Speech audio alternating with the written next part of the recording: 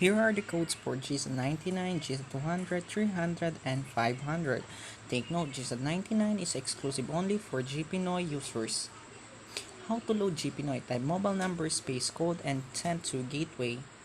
Two types to load. You can through text or you can through web loading. Through text, type Gpinoy space box number space pin and send to these numbers. Through web loading, just search for web tool then follow the process. Narito ang aktual video kung paano maglo-load ng Gpinoy. How to load? So first,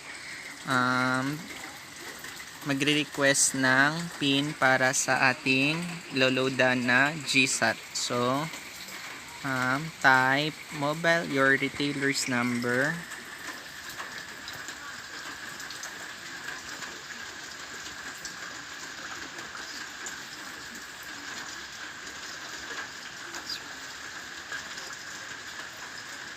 space yung gsat code.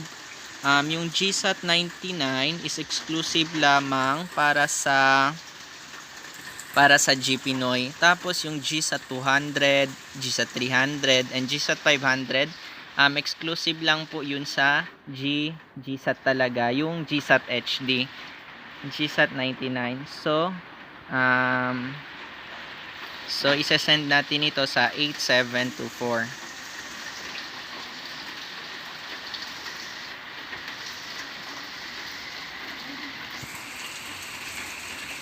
So, after mga ilang minutes, makakatanggap tayo ng text mula sa system.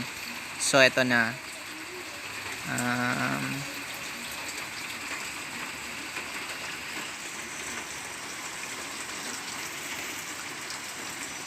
So, ito na yung pin na request natin sa gsat. So, yung next process na gagawin natin is pupunta tayo sa website ng gsat.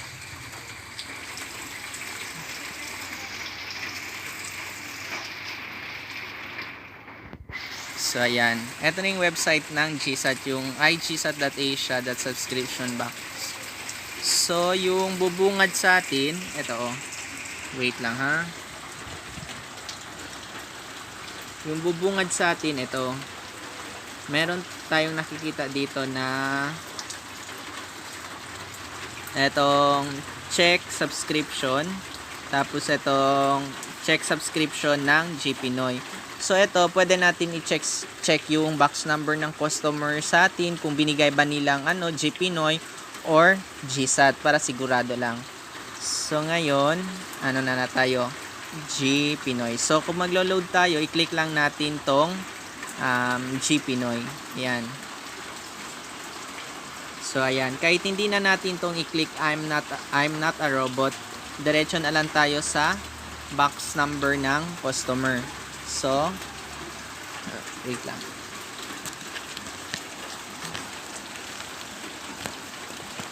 For example, itong customer ko is to siya, Gpinoy 774053 702290111.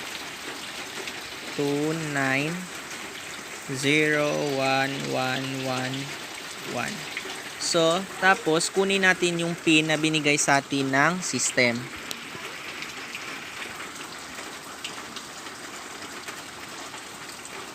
Eto, i-copy paste na lang natin para hindi tayo magkakamali sa pag input ng pin.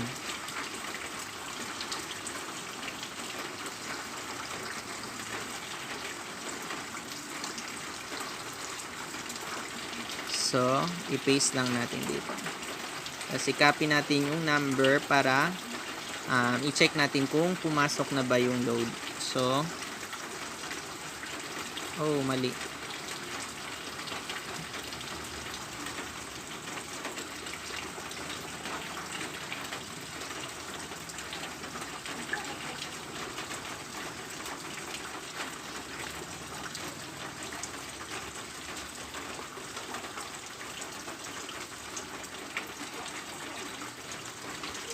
Seven 405 370. 229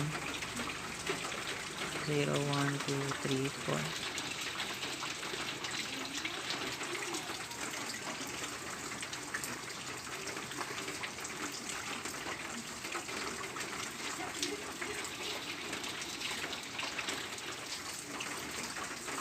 Ayan, meron na tayong box number ng customer and pin ng Gpinoy. So i-copy lang natin tong box number ng customer para makita natin kung pumasok na ba yung load or wala pa. So ayan, dito sa baba may nakikita tayong